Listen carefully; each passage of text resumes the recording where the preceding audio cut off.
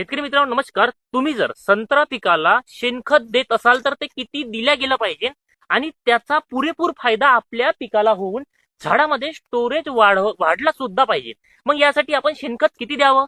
तर एका झाडाला जवळपास आपलं झाड 3 ते 5 7 वर्षाच्या समोर असेल तर 30 ते 40 किलो शेणखत, त्याच्यासोबत तुम्हाला 5 किलो निंबोळी पेंट किंवा निंबोळी पावडर हे द्यावं लागेल. याचा फायदा काय होईल की जमिनीमध्ये असलेले हानिकारक बुरशी जीवाणू हे तिथे मेल्या जाईल आणि त्याच्यासोबत तुम्हाला नत्रच पुरत पालाश आपल्या जमिनीतला आपल्या पिकाला उपलब्ध होण्यासाठी एनपीके बॅक्टेरिया तुम्हाला द्यावं लागेल. जसं की एनपीके कन्सो 500 ग्रॅम प्रति झाडाला. हा तुम्हाला बेसल डोस किंवा हा जो डोस आहे हा तुम्हाला झाडाला देऊन माती आड करायचा आणि तुम्ही त्याच्यानंतर रासायनिक खत सुद्धा याच्यामध्ये मिश्रित हे करू शकता. हा डोस दिल्यामुळे तुमच्या झाडाचा किंवा संत्रा पिकाचा स्टोरेज वाढेल. एकंदरीत त्याचा फायदा जास्त फूट निघण्यासाठी आपल्याला दिसून येईल. ती फूट जास्तीत जास्त काळ टिकेल, फळधारणा चांगली होईल.